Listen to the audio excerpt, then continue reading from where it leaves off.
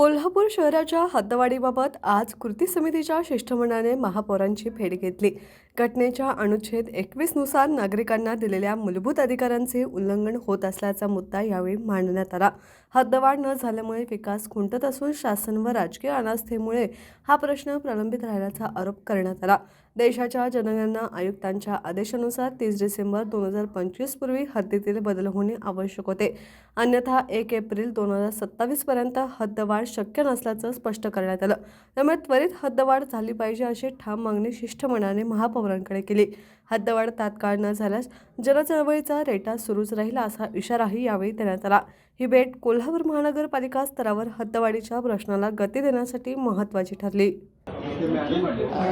अतिशय क्लिष्ट आणि गांभीर्याने घेण्यासारखा विषय म्हणजे कोल्हापूर शहराची हद्दवाढ आणि या संदर्भातच आज कृती समितीतर्फे निवेदन देण्यात आलं की हद्दवाढ व्हावी। माझी स्वतःची अशी धारणा आहे की जर कोल्हापूर शहराची हद्दवाढ झाली तर आपल्याला आपली महानगरपालिका चांगल्या वर्गामध्ये रूपांतरित होईल आणि मग जो विकास आपण म्हणतो त्याच्यासाठीचा लागणारा फंड जो आहे, निधी जो आहे तो आपल्याला चांगल्या पद्धतीनं मिळेल असं मला वाटतं। परंतु आज जर कोल्हापूर शहराची तुम्ही परिस्थिती पाहिली तर अतिशय दयनीय परिस्थिती आहे आणि त्यामुळे काही खेडेगाव नाराज आहेत की जर कोल्हापूर शहरच सुस्थितीत नाही तर आम्ही तुमच्यामध्ये येऊन काय करणार आहोत। एक महापौर म्हणून मला असं वाटतं की प्रथमतः आपण कोल्हापूर शहरच इतकं सुंदर सुस्थितीत आणि सगळ्या सोयीनुसार करूयात की जेणेकरून त्या लोकांचाही ओढा नक्कीच आपणहून कोल्हापूर शहरासारखी येईल असं मला वाटतं। या अनुषंगाने चांगल्या पद्धतीनं गांभीर्याने मी स्वतः विचार करणार आहे।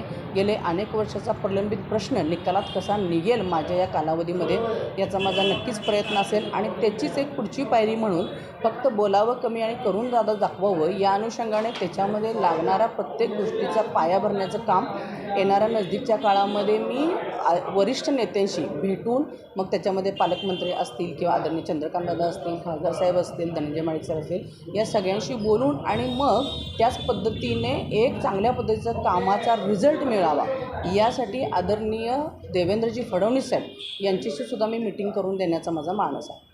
तुम्ही मागच्या काही दिवस हद्दवाढी संदर्भात कोल्हापूर शहराच्या बाहेरच्या खेडेगावातल्या नागरिकांची बातचीत करताना काय नेमकी त्यांची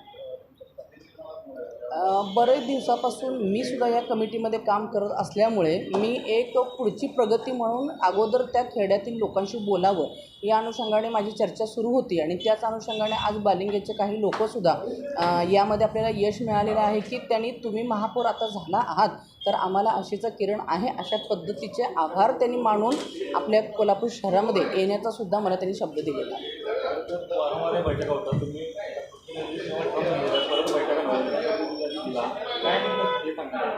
तुम्ही जर पाहिलं असेल तर मी आता सभेतसुद्धा हेच म्हणत होतो की आपण खूप वेळा ह्याच्यावरती चर्चा केलेली आहे, त्यामुळे आता रिझल्टकडे जायला पाहिजे, नेमकं काय करायला पाहिजे त्याच्या अनुषंगाने मी डेली 1-2 त्या कमिटीचे जे लोक आहेत they have know all ideas about that कृती हद्दवाढ आणि त्याच्यासाठी आपण त्या पद्धतीनं वाटचाल सुरू करणार आहोत।